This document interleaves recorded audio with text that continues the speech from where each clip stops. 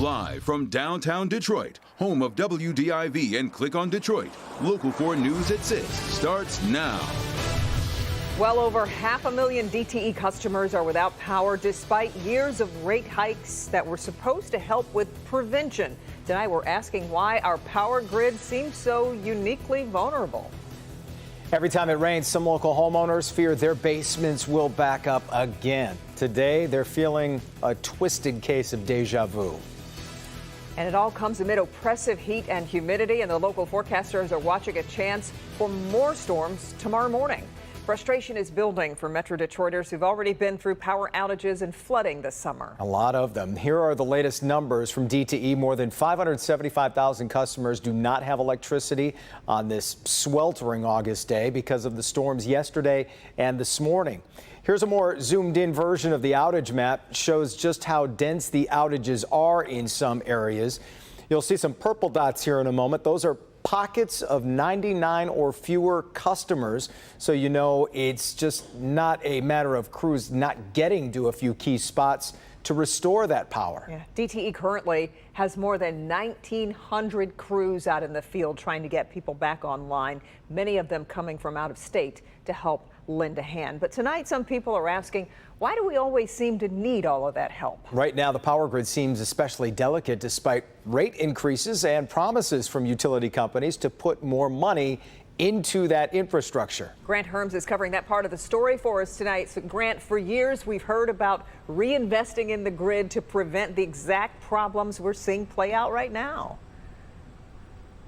Well, Kimberly, Jason, the power companies say this is the 5th major event that we've had in the past 8 weeks, and the system is just being worn down. While they say that they're working around the clock, these storms are likely going to get worse over the next couple of years and going into the future. And so the big question is, what do we do next? No lights, no air, and no real answers for nearly 1 million customers without power after Wednesday's storms. But Michigan seems to have been hit the hardest. The surrounding states reporting power outages far lower. Near its peak in Wisconsin, 63,000 customers were without power, around 30 to 40,000 in Illinois and Indiana. In Ohio, close to 68,000. In Michigan, 864,000 customers were without power as temperatures soared on one of the hottest days of the year. Michigan was the eye of the storm for each of the last 6 weeks, and we've been getting hit with Mother Nature with 60 and 70 mile an hour winds over and over again. So it's unfortunate, but right now we're taking the brunt of it. Last summer we didn't, and it was states around us. Consumers Energy also answering that same question. I think it's important to know that Consumers Energy really is committed to building a strong energy grid. Michigan's power companies were also given huge raises in rates in 2020. Just last year, DTE was approved for $188 million, consumers $100 million. Both companies were meant to use the money for improvements.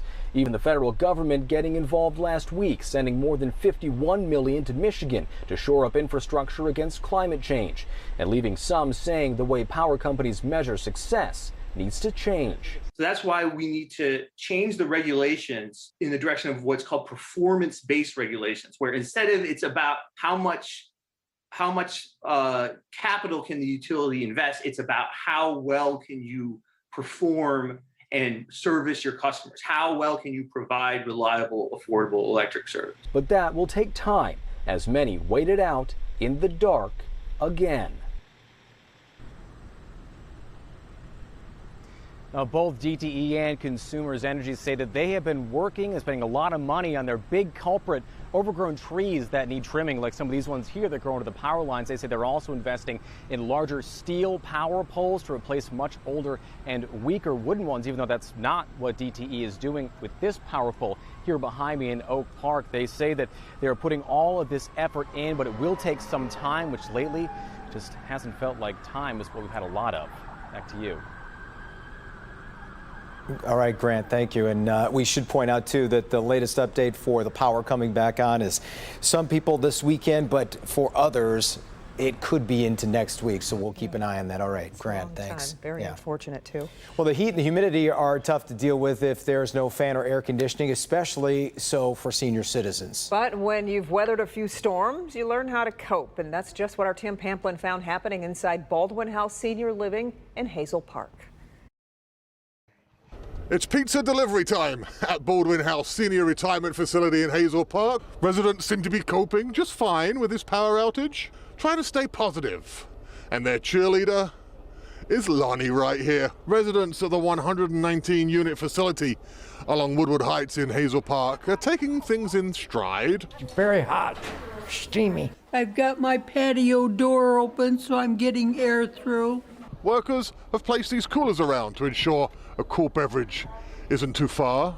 Everybody seems happy. It's just another hiccup. That's resident Lonnie, fresh back from a Kroger run. Lonnie is a cup half full kind of guy. I brought peanut butter and jelly. He says when the lights went out yesterday, the place came alive. I got some sardines, and one of the ladies said, well, do you got crackers too? I go, absolutely. I got Ritz. Management tells me folks that call Baldwin House home are generally a happy crowd, and Mr. Positivity keeps things in perspective for us. I go, no one's injured. We know the lights are gonna come back on. I go, and we all sat down around here. I go, guess what? We're getting to know each other. I go, this one lady said, I didn't know you were so cool. I didn't know you had such great conversation. We had a ball, we really did.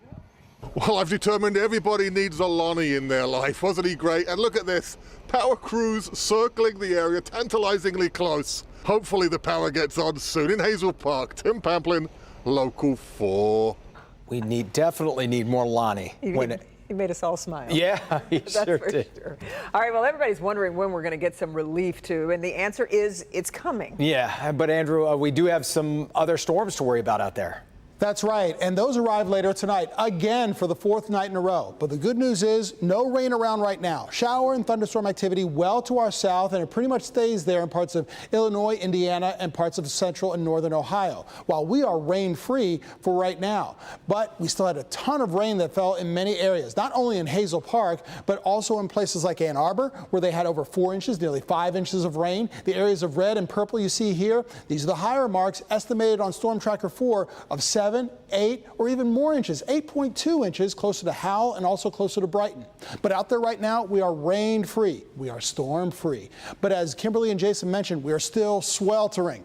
85 degrees right now, and it still feels like 91 when you factor in the humidity, and that humidity sticks around. So stay cool and hydrated this evening. We're still rain-free all the way through midnight, with temperatures down to 78 or 80 degrees when you join us at 11 o'clock.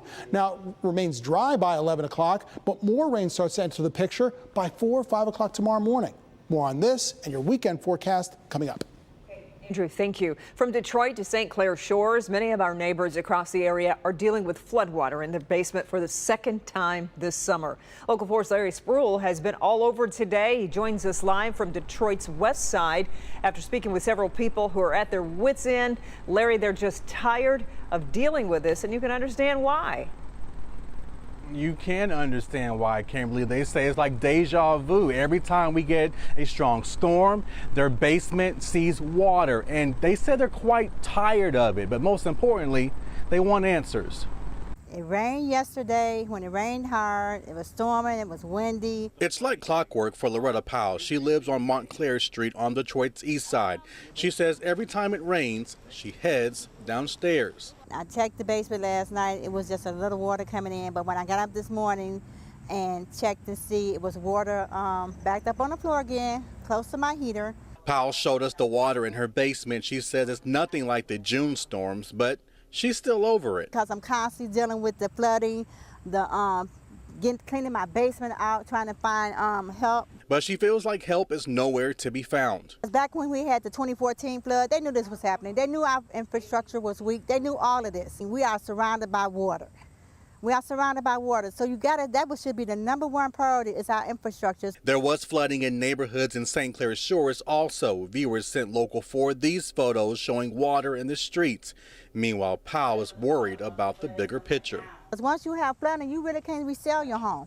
Nobody don't want to purchase no home that has been flooded before. And so Powell says as of right now, she feels very hopeless. She says it's a non-ending cycle. It rains, water in her basement, she cleans it up. It rains, water in her basement, she cleans it up. And she's really afraid of the next storm. We're live on Detroit's west side tonight. Larry Spruill. Local 4. And so many other people. Larry, thank you. Also on the east side, a tree takes down several power lines behind a home. This is video from Maiden Street. Homeowner says the tree came down after last night's storms. He's now looking for help getting the rest of the tree cut down. The FDA is expected to expand its COVID vaccine authorization to a third dose for people with compromised immune systems. The FDA is working with Pfizer and Moderna to allow the extra dose for people with diseases like cancer or who've had an organ transplant. In other headlines, the Michigan Academy of Family Physicians is urging districts to follow the CDC's guidance for requiring masks in schools. In Ypsilanti, Eastern Michigan University is now requiring vaccines for student housing, and the state's vaccination rate is now at 64.4%.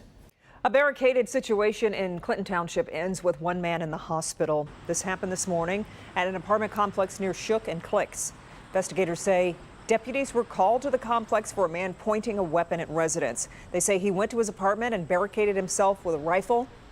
We're told the man was shot. It's unclear by whom. He was taken to the hospital. We're awaiting an update on his condition.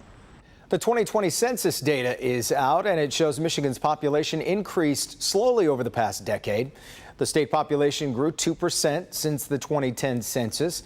Today's numbers are used to split up federal spending and to determine electoral college votes. The state's small growth, though, means Michigan will lose a seat in the U.S. House. In Detroit, the number of people living in the city dropped about 10% in the past decade to about 639,000. This is the 7th decade in a row Detroit's population has fallen. Mayor Duggan, by the way, put out a statement which reads, the census data released today says Detroit has only 254,000 occupied households. DTE reports there are nearly 280,000 residential households currently paying electric bills. At a minimum, the census somehow failed to count 25,000 occupied houses with running electricity. It appears the Census Bureau has undercounted Detroit's population by at least 10%. We will be pursuing our legal remedies to get Detroit an accurate count. Well, how much power is there in a power nap? Michigan State University researchers say not as much as you might think. Plus, here's Dr. McGeorge. Why bother getting the vaccine if it doesn't prevent COVID 100% of the time? And is it safe to visit your family in Texas if you're vaccinated? I'm Dr. Frank McGeorge. I'm answering your questions about the virus and the vaccines coming up.